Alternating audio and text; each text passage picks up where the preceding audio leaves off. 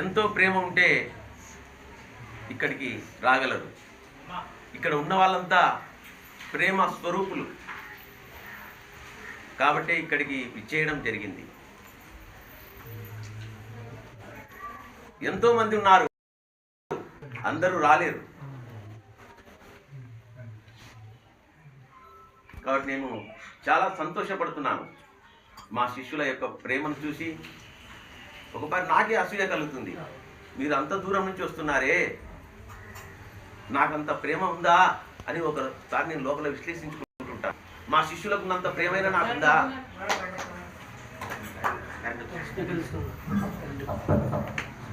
మా శిష్యులు ఎంత గొప్పవాళ్ళంటే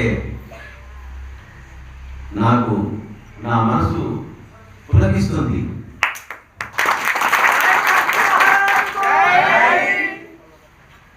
ఎంతో నమ్మకం గురువు అంటే, ఎంతో విశ్వాసం గురువు పైన. అందుకే ప్రతి కార్యక్రమానికి పరిగెత్తుకొని వస్తారు ఇక్కడికి.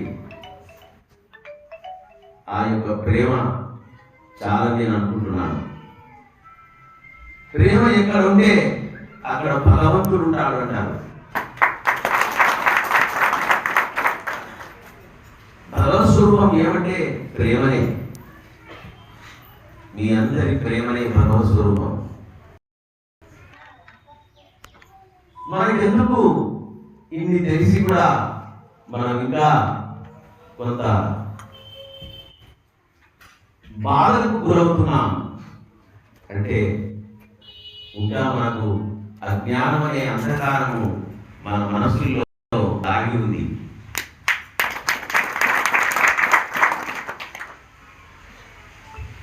ఈ అజ్ఞానం అనేది పోయేవరకు మనం బాధపడుకుంటూ ఉండాలి.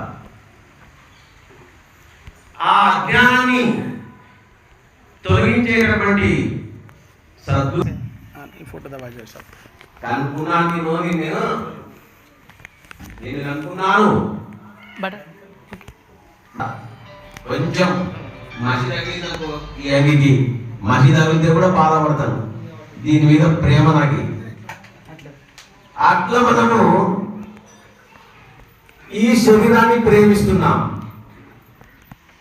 దానికి కొంచెం ఫుడ్ అయితే బాధనే, రోగం వస్తే బాధనే. పిల్లలకు ఏదైనా రోగం వచ్చి బాధపడితే బాధపడతాం. ఇంట్లో ఎవరైనా కుటుంబ సభ్యులు ఏమైనా బాధపడతాం. ఎందుకు? మోహం పెంచుకున్నాం. ఈ శరీరమే నేను అని అనుకున్నాం. కాదు అని గురువు మనకు చెబుతున్నాడు.